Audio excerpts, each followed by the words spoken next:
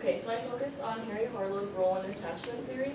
So for the whole thing, I kind of looked at what happened before his experiments because the views were extremely different. And then when he did his experiment, it shifted a view completely. So I thought that this stage of psychology was important, which is why I chose this topic. So first, I want to look at the beginning of attachment theory. So right away from the beginning of time, since they started looking at attachment between parents, a mother specifically, and a child, they thought it was all related to like stimulus response. So these infants were classically conditioned to like their mothers and be attached to them because their moms provided milk. So it was only for nourishment, it was only for survival. There was no other aspect to connection from the mother to the child. So that's why I have this diagram here. So of course, baby's happy when they have food. Baby realizes that the mother provides the food, therefore the baby has an attachment with the mother. So this was the views of almost everyone before John Bowlby came along. So John Bowlby happened, his experiments happened just a little bit before Harry Harlow's. He's actually known as the founder of attachment theory. But the problem with that, some people are a little contradicting of that because he focused mainly on prenatal attachment. So he believed that it was also biological at first.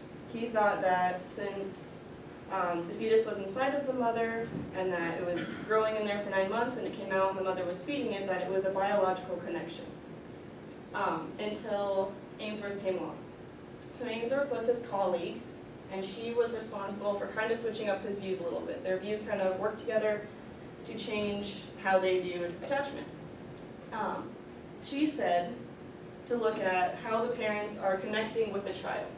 So what is the mother doing, and how is the child responding to that? Is the mother responding quickly and effectively? Is she responding at the right times? And then how is the baby acting back to her? So then they worked together to look at these views and kind of found that maybe there is a connection there. John Bowlby actually worked in a mental health clinic. So he worked with children who had been like separated from their parents usually. And so they started to look at how those children were affected by different caregivers, and that's why their views kind of went with more of maybe there was a comfort aspect involved. And so that's where it actually started.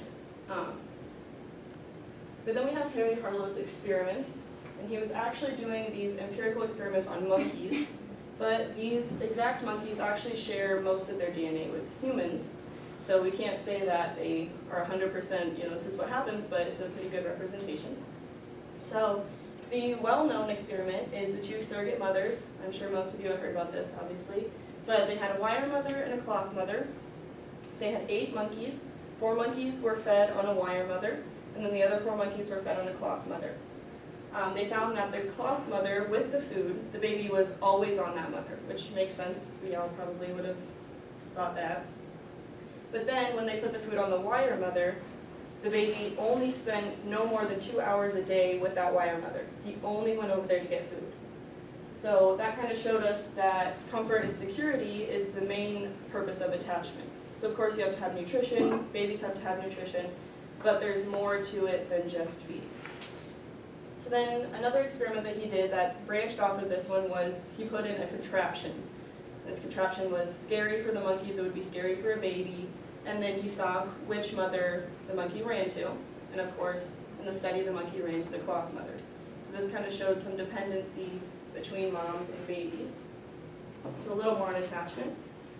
Branching off that a little more, we have this experiment. So you put them in a room, and it was just a playroom. It's not a scary room, but for the monkeys, they don't know this room at all. They've never been in it. So first he puts them in there with no mother, and they're frightened and they're scared and they can't attach to anything. So then he puts them in there with a wire mother. They're scared, they don't attach to anything, but there's kind of like a blanket. Maybe you can see it here, this blanket here. They kind of go to that, but you can tell that they're still really anxious about the situation. So then they throw in that mother with the cloth, and regardless of feeding styles, whether they were fed on a wire or a cloth mother, the monkey always ran to that mother right away and even started exploring the room. So that kind of showed how there was a secure attachment there. The monkey felt comfortable, relaxed, and then even felt comfortable enough to go out and explore the room. So I wanted to show you guys kind of a couple clips from a video. And exactly these show the contraption used. So we'll just see a little bit of that so you guys can actually see the anxiety that were in the monkeys. And then I'm also going to show you this playroom that I'm talking about. So then we're going to see the wire monkey and the cloth mother. So.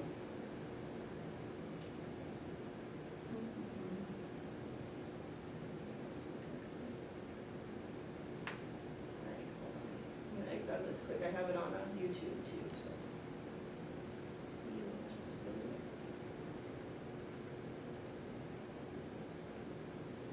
All right.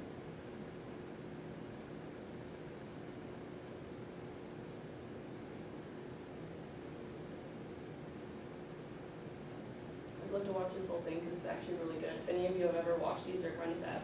Actually, I cried the first time that I watched them. All right. So this is the contraption. Now here we have a peaceful, resting baby mouse. Let's find out what his reactions to his mother are when we frighten him. This is actually kind of terrifying.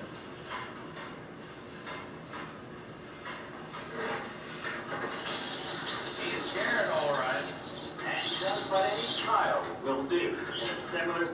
All right, so we can see that that monkey immediately ran to that cloth mother. This one was actually nursed off of a wire mother, but regardless, it always ran to that other mother. And we'll show this one real quick. This is how he acted when the wire mother was in the room. Put in a wire mother. So it's not a scary room. They have stuff in here, there's blankets and whatnot, but Now this does one not was care nursed that by one's a in wire mother. That's right, all his life. She doesn't seem to help much. The cloth mother in the room.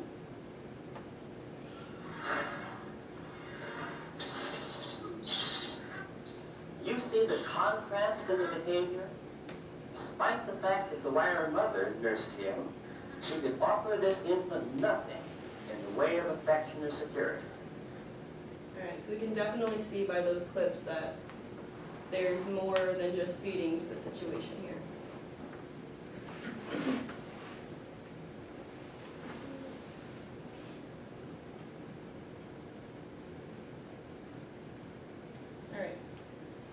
Just real quick over this one, he had a room, he had a couple of monkeys where he did not attach them to anyone, not another person, not another monkey, nothing.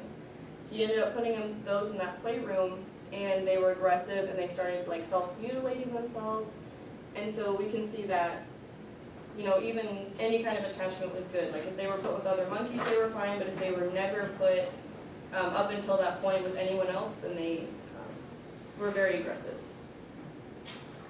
So the contributions to this basically were parenting styles. A short one here is kangaroo care. That's where you put the baby on your chest, your bare chest, and then you cover it in a blanket. And then the other ones talked about how like orphans and children in hospitals need to be brought up differently. Not differently, but if they're being brought up with no like support or no security when they're younger, then it's going to have an effect on them lifelong. So most of his contributions were just that comfort and security were needed, and it's not just about nutrition. Do you guys have any questions? What's up, Jesse? What year was this study done again? His study, I think it was 1958, was at least when he actually wrote his contributions and he submitted all of his stuff. So that's probably not when they were being done, but definitely when they were put out into the psychological world. Anybody else? Yes, Jane. Do you think that these are still applicable today, or do you think that there are changes based upon how our society has changed?